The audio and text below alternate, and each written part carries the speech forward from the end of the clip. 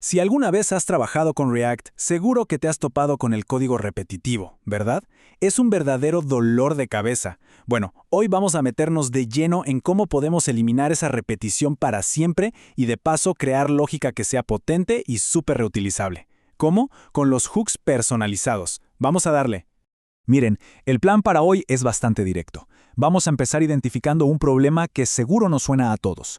Luego, veremos qué son exactamente los hooks personalizados, construiremos uno bien sencillo para entender la idea, después le daremos más potencia y al final lo usaremos para resolver un problema más complejo, de esos del día a día. Bueno, arranquemos por el principio. El problema. Y es un problema que, seamos sinceros, nos ha pasado a todos. Esa sensación de estar escribiendo la misma lógica una y otra vez en componentes diferentes. Es ineficiente y a la larga un lío para mantener. A ver, ¿a quién no le ha pasado esto?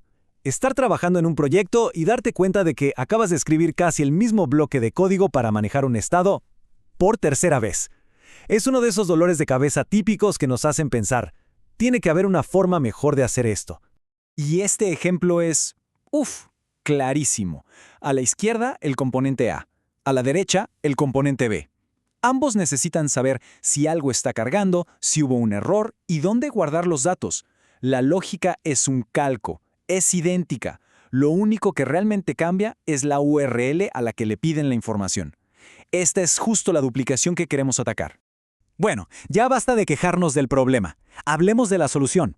Por suerte, React nos da una herramienta increíblemente elegante para esto, los hooks personalizados. Entonces, ¿qué es esta maravilla de los hooks personalizados? Pues, en el fondo, es más simple de lo que parece. Es una función de JavaScript normal y corriente, pero con dos reglas de oro. La primera, su nombre tiene que empezar sí o sí con la palabra use. Y la segunda, adentro, tiene que llamar a otros hooks de React. Eso es todo. Así empaquetamos lógica con estado para usarla donde queramos. A ver, repasemos estas tres reglas que son clave. Primero, lo del nombre. Siempre tiene que empezar con use. Segundo, tiene que usar algún otro hook, ya sea uno de los que vienen con React como useState o incluso otro hook personalizado. Y tercero, y esto es importante, no devuelve solo JSX. Si lo hiciera, pues sería un componente, no un hook. Y ojo, que estas reglas no son un capricho. React se basa en ese prefijo use para saber qué está pasando y aplicar sus optimizaciones. Si intentamos saltarnos las reglas y llamar a un hook donde no debemos, ¡pum!, nos vamos a topar con un error como el que vemos aquí, que nos dice que estamos haciendo una llamada inválida.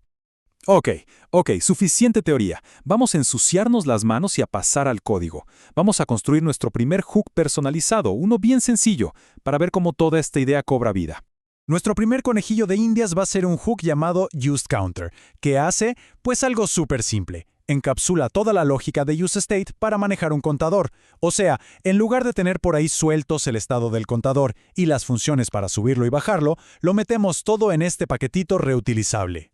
Y Aquí viene el concepto más importante de todos, así que mucha atención. Los hooks se usan para compartir lógica, no para compartir estado. Esta idea es fundamental. Cada vez que un componente usa nuestro hook, crea su propia copia del estado, totalmente independiente de los demás. Y para que esto quede súper claro, miren la imagen. Tenemos dos componentes, ¿cierto? Y los dos están usando nuestro hook useCounter. Pero fíjense bien, cada uno tiene su propio número, su propio contador. Comparten la misma receta, la misma lógica para sumar y restar, pero cada uno cocina en su propia olla. El estado es totalmente independiente. Pero esto se pone todavía mejor. ¿Qué tal si hacemos que nuestros hooks sean como una navaja suiza? O sea, que no sirvan solo para una cosa, sino que los podamos configurar para que se adapten a distintas situaciones. Por ejemplo, podríamos mejorar nuestro useCounter.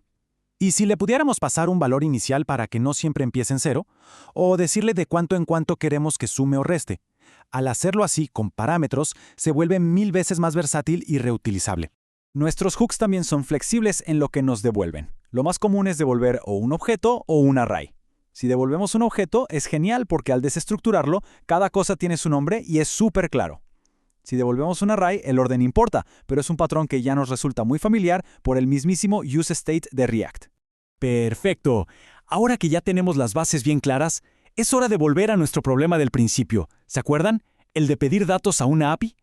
Vamos a aplicar todo lo que aprendimos y a crear un hook de verdad, uno potente que resuelva ese problema de una vez por todas. Recordemos por un momento cómo era el panorama antes.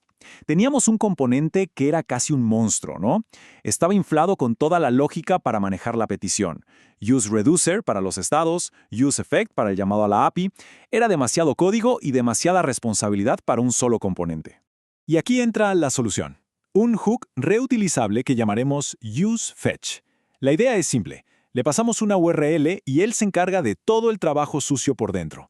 Toda esa complejidad de manejar el estado de carga, los errores y los datos queda escondida, encapsulada en una sola función. Y en el resultado, el después, un componente súper limpio, súper fácil de leer, ahora lo único que hace es llamar a UseFetch y usar el estado que éste le devuelve. Es mucho más declarativo. Pasamos de decirle cómo hacer las cosas a simplemente decirle qué queremos. Esto es un cambio radical en la mantenibilidad del código. Muy bien, para que nos llevemos lo más importante. 1. Los hooks personalizados nos dejan sacar la lógica de los componentes y meterla en funciones reutilizables. 2. Sus nombres sí o sí deben empezar con use. 3. Y esto es clave. Comparten la lógica, pero cada componente tiene su propio estado. Y 4. Son súper flexibles, pueden recibir parámetros y devolver lo que necesitemos. El resultado final, componentes mucho más limpios y fáciles de mantener. Y para cerrar, les dejo una pregunta para que se queden pensando. La próxima vez que estén en su código, pregúntense, ¿qué lógica estoy repitiendo una y otra vez? ¿Qué parte de este componente podría convertirse en un hook? Les aseguro que identificar esa lógica es el primer gran paso para escribir un código mucho mejor. Muchas gracias por acompañarnos.